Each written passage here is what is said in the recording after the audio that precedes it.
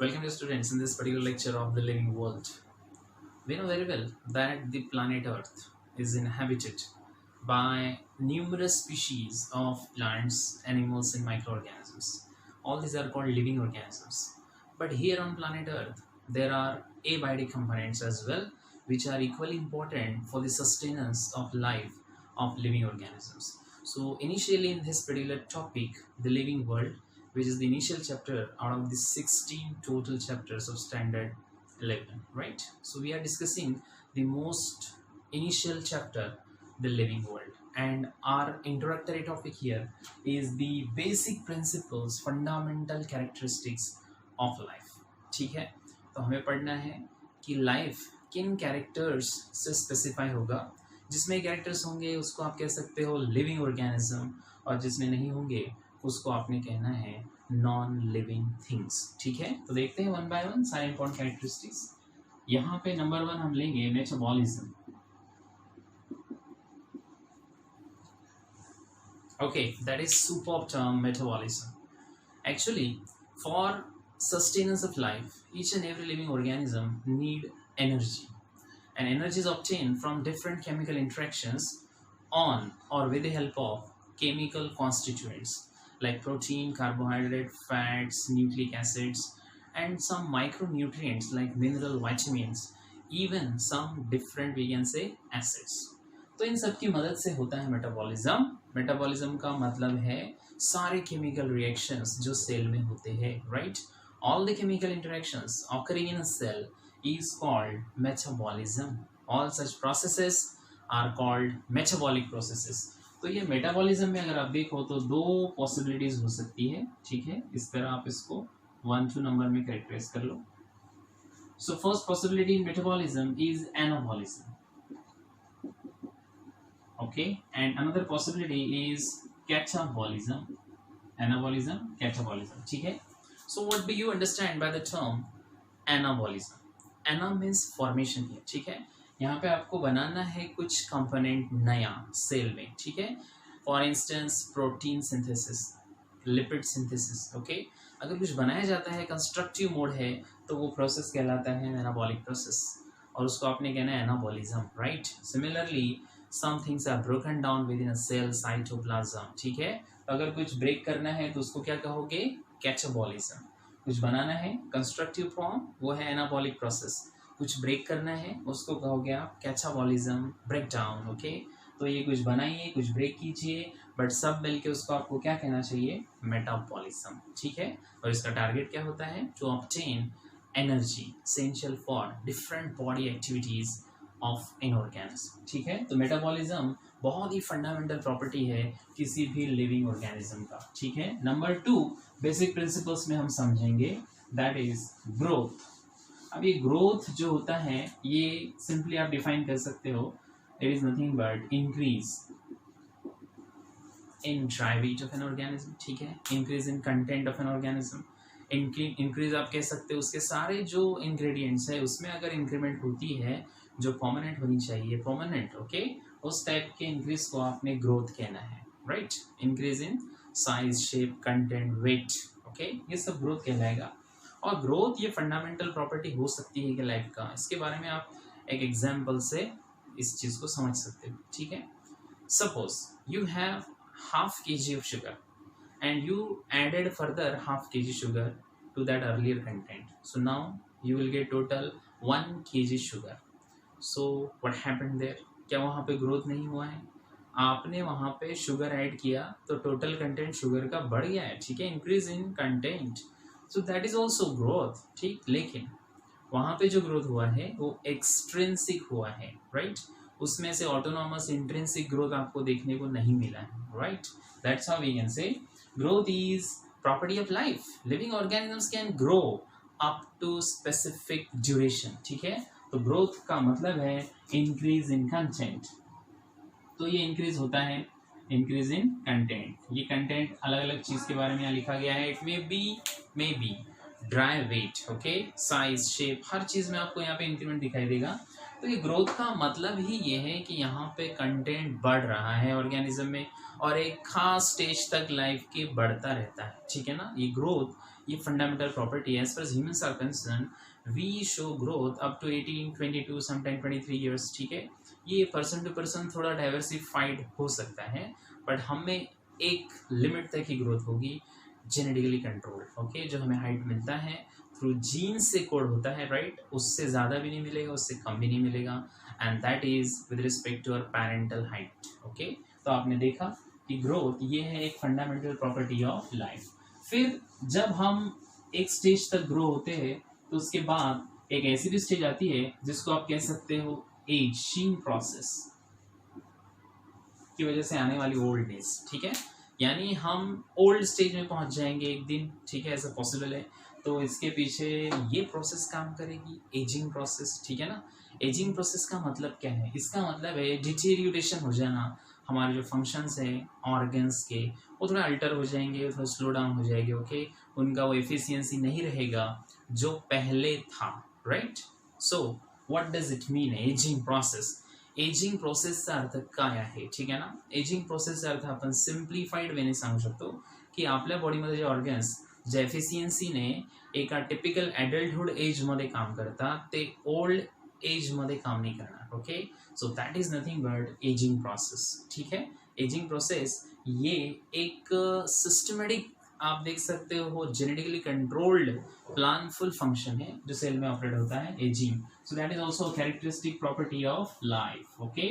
जो living things है उसमें एजिंग प्रोसेस देखने को मिलेगी, और आप जानते हो ये फिजिकल कैरेक्टर्स से भी कैरेक्टराइज किया जा सकता है, जैसे कि whitening of hairs, okay, wrinkling of skin, या फिर जो फंक्शन का एफिशिएंसी होता है बॉडी का, ओके, उसमें बहुत ज़्यादा डिप्लीमेंट आ जाएगा, right. That is nothing but aging process. Fall of teeth वगैरह भी आप जानते हो, okay, aging process. Then we have another important property sensitivity. So that is great, extraordinary, okay. जो भी हायर एनिमल्स है आपको उसमें क्या देखने को मिलेगा? सेंसिटिविटी। और प्लांट्स में भी होता है। You can simply take an example of touch me not plant, ठीक है, माइमोसा फ्यूरिका, उसमें आपको देखने को मिलेगा, राइट। तो ये सेंसिटिविटी क्या है? ये है एक्चुअली एनिमल्स में ये स्पेशल फॉर्म में रहता है सेंसर्स, ठीक है। और ये सेंसर्स जो रहते हैं उसको आप कहते हो रिसेप्टर ऑर्गन्स, सेंस ऑर्गन्स, ठीक। सो सेंसरी ऑर्गन्स हे अटॅच असतात to highly specialized part of the body, organ of the body called brain. तो हमारे ब्रेन से अटैच रहते हैं सारी चीज़ें, और ब्रेन इसको कंट्रोल और ऑपरेट करता है। That's how brain is called controlling and coordinating organ of the body, ठीक है।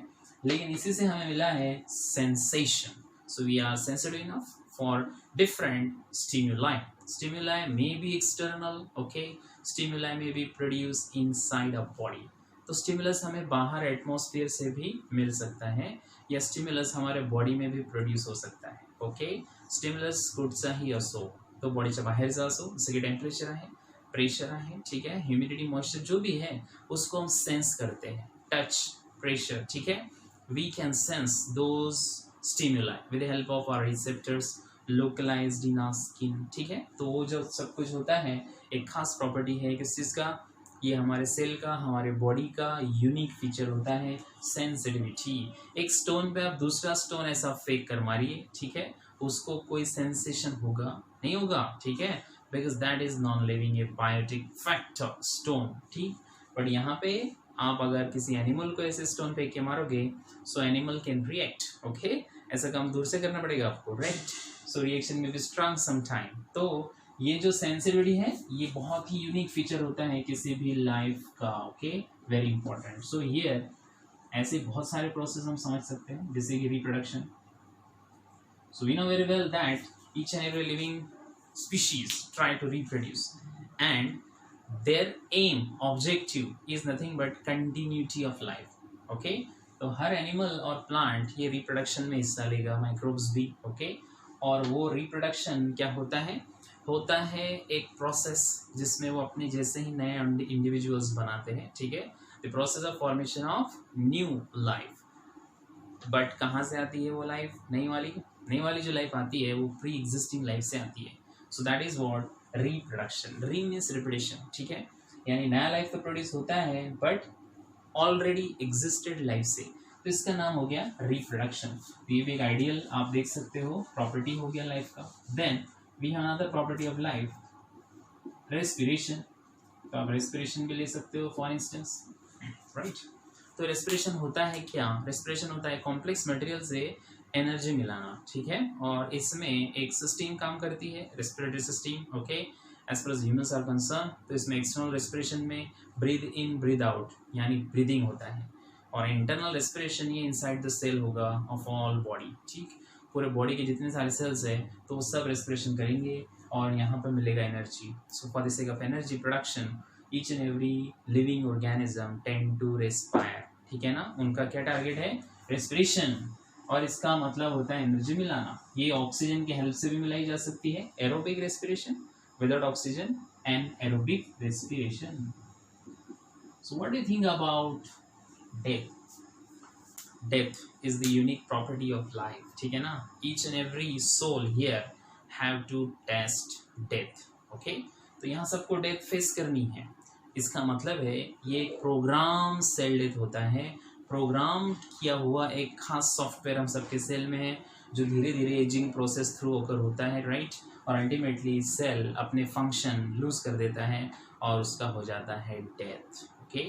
सो यहाँ पे डेथ का मतलब हुआ कि cell can not perform its function furthermore, right. वो पूरी तरह अभी सीज हो गया है, तो ऐसा प्रोसेस डेथ कहलाता है, जहाँ पे कोई भी लाइफ फॉर्म अभी आपको एक्टिव फॉर्म में नहीं मिलेगा, right. All the vital characteristic features of a cell cease down, तो इसका नाम है डेथ। और ये डेथ होता है typical characteristics fundamental feature of life. तो इसके साथ साथ आप कुछ और चीज़ें भी जोड़ सकते हो, जैसे कि मूवमेंट है, ओके। तो मूवमेंट के बारे में अगर आपको एग्जांपल लेना है तो आप समझ जाओगे। Movement, animals can move, okay. Plants can show some movements but they do not show locomotion, ठीक है ना। लोकोमोशन का मतलब है displacement from one to other place. Displacement यानी एक जगह से दूसरी जगह एनिमल्स जाते हैं, प्लांट्स स्टेशनरी होते हैं, ठीक है, बट वो मूवमेंट्स तो दिखाते हैं डिफरेंट, राइट। लेकिन उनके अंदर लोकोमोशन नहीं होता है, समझ गए। माइक्रोब्स भी आप कह सकते हो इधर से उधर वाटर या एयर के हेल्प से डिस्प्लेस हो सकते हैं, बट प्लांट्स नहीं, वो होते हैं स्टेशनरी, राइट। तो ये जो मूवमेंट्स है ये एनिमल का, प्लांट का, माइक्रोब्स का सबका फीचर है, but non living things can not move, ठीक है ना। वो अपने खुद के बेस पे मूव नहीं होंगे। एक्सट्रिंसिक फोर्स अगर आप अप्लाई करते हो तो फिर व्हेकल्स चलते हैं, ठीक है। गाडी जी चालते बघा, फोर्स अप्लाय केल्यानंतर चालतं, इंट्रिन्सिक नाही तर एक्सट्रिन्सिक मुवमेंट ही म्हटल्या जाईल, ओके। आणि म्हणून मुवमेंट हे लाईफचं कॅरेक्टर आपण सांगू शकतो की आहे, right. So on this basis we can easily differentiate plants, animals, microbes into a single category called biotic, living, another abiotic। तो यहाँ पे हमें पहला इम्पोर्टेंट कंसेप्ट पढ़ना है, दैट इज हर्बेरियम। हर्बेरियम या हर्बेरिया, हर्बेरिया जो होता है वो प्लूरल फॉर्म होता है, हर्बेरिया, ठीक है। और हर्बेरियम जो होता है वो सिंगुलर वर्ड है, हर्बेरियम, ठीक है, एक सिंगल वर्ड। और हर्बेरिया इसका मतलब है प्लूरल वर्ड, ठीक है। तो बहुत ही सिंपल कंसेप्ट हमने स्टडी किया है, that is important features of living organism. जो लिविंग होता है उसमें growth, reproduction, respiration, metabolism, circulation, excretion हो गए, सारी लाइफ प्रोसेसेस आपको दिखाई देंगी, ऑफ कोर्स, ठीक है। उसको आपने कहना है लिविंग, ते जिवंत असतात आणि त्यांच्यामध्ये लाईफ असतं, राइट। लेकिन जो बचे हैं वो सब होते हैं non living, right. But now we have some important topic here called herbarium, ठीक है। ये बहुत ही एक्स्ट्राऑर्डिनरी टाइटल है, वैसे अगर नाम से आपको थोड़ा हिंट मिला है तो अगर आप सोच पाते हो, अगर आपने विजिट किया है किसी हर्बेरियम को, राइट, तो आपको इसके बारे में काफ़ी आइडिया ऑलरेडी होगी। बट यहाँ बहुत सारी चीज़ें आपकी रिवील्ड हो जाएगी, जो आपको नहीं पता है, बहुत सारी चीज़ें यहाँ आपको समझने को मिलेगी। So you have to concentrate here on the topic herbarium. पहले हर्बेरियम होता क्या है इसको थोड़ा डिफाइन कर लेते हैं, ठीक है। सो हर्बेरियम का मतलब है कि जो प्लांट स्पेसिमेंस होते हैं स्पेशली, ठीक है, प्लांट स्पेसिमेंस, उनको हम कर लेते हैं ड्राई, उनको हम कर लेते हैं प्रेस, और फिर उसको हम करते हैं mount on a special herbarium sheet, ठीक है, जो अलग अलग साइजेस में अवेलेबल है। अगर आप देखना चाहो एक स्टैंडर्ड साइज, तो स्टैंडर्ड साइज इसका रहता है अबाउट 29, ऐसा लिख सकता है उसे, 29 सेंटीमीटर टू 42 सेंटीमीटर, ये एक स्टैंडर्ड साइज होता है। बट हमने ऑलरेडी कहा है ये पेपर हो सकता है, ये थिक शीट हो सकती है, और डिपेंड करता है कि आप कितना बड़ा स्पेसिमेन माउंट करना चाहते हो, उसके हिसाब से आप शीट ले सकते हो, okay. That is the standard sheet, used. Okay, तो यहाँ आपको करना क्या है, यहाँ आपको प्लांट के कुछ पार्ट्स लेने हैं, जैसे कि ट्विग, एक ब्रांच ले लो, ठीक है, उसमें लीव्स हो सकते हैं, उसमें छोटे फ्रूट्स भी हो सकते हैं, राइट। तो जो भी प्लांट का एक मटेरियल आप लोगे उसको आप पहले ड्राई करोगे, अच्छी तरह प्रेस करोगे, ठीक है, और उसको फिर माउंट करोगे, उसको पेस्ट भी किया जा सकता है, उसको स्टिच भी किया जा सकता है। ओके, और इस शीट पे उसको आपने लगाना है। एक स्टैंडर्ड ओरिएंटेशन रिप्रेजेंटेशन हम आपको यहाँ देते हैं, so that you can get idea about herbarium, what is it actually. तो इस तरह का यहाँ पे एक शीट लिया जाता है स्टैंडर्ड साइज का, जो हमने आपको बताया, ठीक है। सपोज ये है एक हर्बेरियम शीट, ठीक है। तो इस हर्बेरियम शीट में आपको यहाँ पे कोई प्लांट स्पेसिमेन अटैच कर देना है, जो भी आपने सिलेक्ट किया है फॉर पेस्टिंग। तो इसको अच्छी तरह ड्राई कर लो, प्रेस कर लो, और फिर इसको आपने क्या करना है, इस तरह माउंट कर देना है, right, with the help of. तो इसमें आपका मोटिव जो रहता है बहुत ही क्लियर रहता है कि इस प्लांट स्पेसिमेन को आप फर्दर यूज़ करना चाहते हो for study, for documentation, for filing, okay, for record we can say. तो यहाँ पे आप देख पा रहे हो लीव्स है, ठीक है, ये ब्रांच आपको दिख रहा है, और आप रूट भी पेस्ट कर सकते हो, नो प्रॉब्लम, ठीक है। एक छोटा हमने स्ट्रक्चर लिया है फॉर सिंपली अंडरस्टैंडिंग। तो यहाँ पे आपको काफ़ी सारी चीज़ें पता चल रही है, उस लीफ का साइज, शेप, ठीक है, उसकी मार्जिन, उसका एपेक्स, फाइलोटेक्सी, ठीक है, और बहुत सारा ओरिएंटेशन हमें यहाँ समझने को मिलता है, because that is original part of the plant, ठीक है ना। उसका फोटोग्राफ नहीं है, उसका ओरिजिनल पार्ट का आप देख सकते हो एक्चुअल रिप्रेजेंटेशन है। और इस शीट में आप एक कॉर्नर ये यूज करते हो फॉर इट्स डिस्क्रिप्शन, ठीक है। तो यहाँ पे आप इस प्लांट के बारे में, स्पेसिमेन के बारे में डिस्क्रिप्शन दोगे। तो शुरुआत में यहाँ पे कलेक्टर का नाम हो सकता है कि किसने कलेक्ट किया ये स्पेसिमेन वगैरह, ठीक है, और बाद में प्लांट का नाम, डिस्क्रिप्शन, ये आपका नाम आप नीचे भी लिख सकते हो, कलेक्टर का नाम, ठीक है। ये वेरी करता है, आप कह सकते हो शीट टू शीट, किस टाइप का शीट है, कितना बड़ा है, और किस फॉर्मेट में किया गया है, ओके, उस पर डिपेंड करेगा। तो यहाँ पे कलेक्टर का भी नाम रहेगा और प्लांट का भी नाम रहेगा, एरिया का भी नाम रहेगा जहाँ से कि वो प्लांट स्पेसिमेन आपने सेलेक्ट या कलेक्ट किया है, ओके। आप बहुत सारी इन्फॉर्मेशन यहाँ दे सकते हो। फिर प्लांट के बारे में कुछ इन्फॉर्मेशन दे सकते हो, जैसे कि प्लांट का फैमिली कौन सा है, उसका साइंटिफिक नाम, ठीक है, क्या है, क्योंकि वेल क्लासिफाइड होना चाहिए, ओके। उसका पैटर्न के बारे में बता सकते हो कि आपने जो खास चीज़ माउंट की है, ठीक है, उसमें आपको क्या एक्चुअली रिप्रेजेंट करना है, फाइलोटेक्सी बतानी है, या फिर उसका leaf pattern, leaf shape, size वगैरह बताना है, ठीक है। ये सब कुछ आप यहाँ डिस्क्रिप्शन में लिख सकते हो, लोकेलिटी भी लिख सकते हो, ठीक है, और आप डेट, टाइमिंग, ओके, और उस खास एरिया का नाम भी लिख सकते हो जिस फ्लोरा का ये मेंबर है, ठीक। तो बहुत सारी इन्फॉर्मेशन यहाँ दी जा सकती है, including name of collector, name of plant, species of plant, और फैमिली तक भी डिस्क्रिप्शन आप चाहो तो दे सकते हो। और थोड़ा description explanatory point of view कि जो विजिटर इसको देखेगा उसको थोड़ी आइडिया मिल जाएगी कि ये प्लांट कहाँ का है, किस कैटेगरी का है, किस फैमिली को बिलोंग करता है, इसका नाम क्या है, ठीक है, और इसका ओरिजिनल लुक वो देख पाएंगे। तो ये तरह ये शीट बनाई जाती है, और ऐसे बहुत सारे शीट्स का एल्बम भी बना सकते हैं, ओके, समझ गए थोड़ा बहुत। तो ये खास तरह का शीट रहता है बस हर्बेरियम शीट, जिसमें आपको मिलेगा ड्राइड, ओके, पूरी तरह ड्राइड और प्रेस्ड और माउंटेड प्लांट स्पेसिमेन। अगर मान लीजिए आपको कोई सीड जो साइज में बड़े हैं थोड़े, ठीक है, उसका हर्बेरियम बनाना है, तो वो तो शीट ऑफ पेपर पे पॉसिबल नहीं रहेगा। उसके लिए हम कुछ जार यूज़ कर सकते हैं, ठीक है, जार के अंदर आप उस तरह के सीड्स रख सकते हो। छोटे सीड्स है उसको इन्वेलप में रखा जा सकता है, छोटे सीड्स को इन्वेलप में रखा जा सकता है, ओके। और अगर बड़े सीड्स है तो उसको आप जार में, प्रिजर्वेटिव्स में रख सकते हो, फॉर्मेल्डिहाइड, राइट, फॉर्मेलिन जिसे आप कहते हो, फॉर्मेलिन या फॉर्मेल्डिहाइड 10 to 40%, इसमें आसानी से चीज़ें स्टोर की जा सकती है, इवन एनिमल्स एज वेल, ठीक है, उसमें आप एनिमल्स भी स्टोर या स्टफ कर सकते हो, ओके। बहुत बड़े एनिमल्स अगर है तो वो आपको पता होगा म्यूजियम में उसको स्टफ किया जाता है, ठीक है, बड़े एनिमल्स को हम स्टफ करेंगे, राइट, और जो छोटे एनिमल्स है उसको जार में प्रिजर्व करेंगे इन प्रिजर्वेटिव्स लाइक फॉर्मेलिन, फॉर्मेल्डिहाइड, ठीक है। तो आपने देखा कि ये मोस्टली प्लांट के बारे में है, राइट, प्लांट हर्बेरियम। तो इसका जो इंट्रोडक्शन है उसके बारे में थोड़ा आप सुन लो, राइट। साइंटिस्ट टॉन फूड, ठीक है, Tournefort coined the term herbarium. तो ये जो टर्म है हर्बेरियम, ये किसने कॉइन की है, टॉन फूड। एक नाम आपको और याद रखना है, दैट इज ल्यूका गिनी, ठीक है। देखिए Luca Guinea 1490 to 1556। So Italian botanist, ठीक है, नेचुरलिस्ट, ये है ल्यूका गिनी।